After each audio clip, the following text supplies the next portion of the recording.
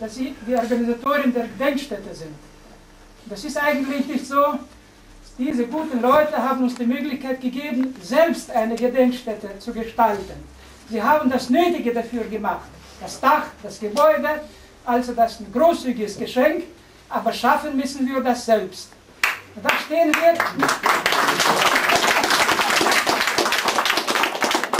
Da stehen wir jetzt vor einer Aufgabe, die für uns eigentlich so selten vorgekommen ist. Man gibt uns die Möglichkeit, mal selbst was zu gestalten. Immer hat man etwas für uns bestimmt. So müsst ihr das machen, so dürft ihr das machen, so nicht, ja. Und unsere Pflicht war nur gehorchen. Und wenn nicht gehorcht, manchmal war es auch strafbar, manchmal ganz schlimm. Jetzt müssen wir selbst entscheiden, wie wir das machen. Die Initiative vor Ort, die hat sich ja im Laufe der Zeit auch hier in Deutschland schon etwas entwickelt. Es gibt verschiedene Leute, verschiedene Meinungen, wie man mit der Integration verlaufen soll, wie wir hier Fuß fassen sollen. Und jetzt sind wir zusammengekommen, um eine gemeinsame Lösung zu lesen.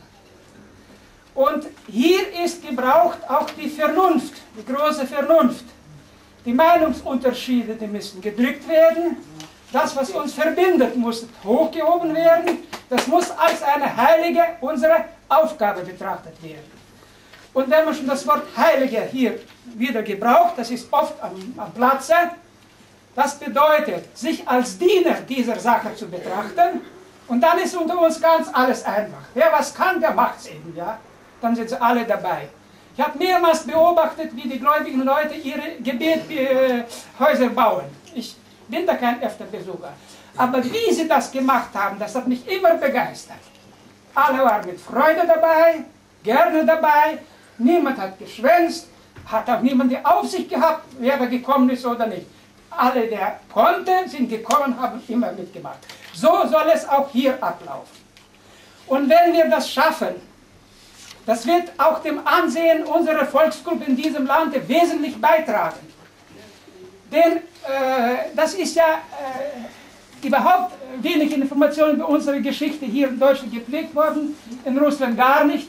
Bis 1990, eigentlich lange, 60 Jahre, gab es uns so gut wie gar nicht. Wir waren nirgends in den Statistiken, wir wurden niemals nicht erwähnt, uns gab es einfach nicht. Und da soll man sich nicht wundern, dass man hier in Deutschland um uns auch nichts weiß. Ja? Der eiserne Vorhang, nichts in der offiziellen Presse über uns, nicht in den Büchern, also uns gab es wirklich nicht. Und jetzt müssen wir beweisen, dass wir da sind. Aber es bleibt auch unsere Pflicht, das ist jetzt eher unsere ganz wichtige Aufgabe, zu zeigen, warum wir so uns unterscheiden von den einheimischen Deutschen. Die Frage, die am ersten immer entsteht, wenn es Deutsche sind, warum sprechen sie nicht Deutsch? Die erste Frage. Und da muss man eine klare Antwort geben. In dieser Gedenkstätte werden die Dokumentation zusammengebracht werden, wie diese 60 Jahre für uns verliefen sind. Wenn jemand so Reihe nach der Reihe die Stände umgeht, die Dokumente liest, dem wird klar, dass es nicht anders sein konnte. Die Sprache wurde unterdrückt, das Volk wurde unterdrückt, zerstreut im riesigen Land, auf riesigen Territorien. Es wurde darauf geachtet, dass nicht mehr als 5 Familien in einen Ort kommen, wenn im Lande. In der Stadt war es nicht einzuhalten, mehr als 5 Familien, war immer mehr, aber die waren getrieben so zerstreut, dass es sowieso weniger als 1, 2, höchstens 3% in der ganzen Stadt waren. Und bei dem riesigen Druck der Assimilation, der Repressalien, wer konnte da, wenn es nur 3% waren, die Stimme heben, ich bin ein Deutscher und ich darf groß machen? Nein, das war einfach unmöglich. Die Leute waren gezwungen, sich zurückzuziehen, und nur ihr Fleiß hat ab und zu ihre Namen zum Vorschein gebracht. Das war immer die beste Arbeit.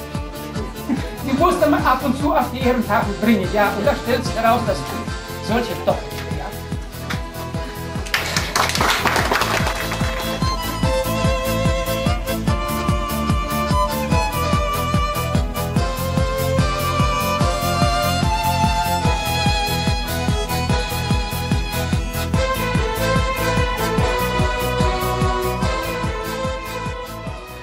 Unter den Teilnehmern verbreitete sich eine Hoffnung, dass wir zumindest hier in Borna eine geistige Heimat finden würden. Gisela und Heinrich freuten sich unheimlich. In der letzten Nacht konnten wir lange nicht einschlafen und haben auf den Erfolg des Vorhabens angestoßen.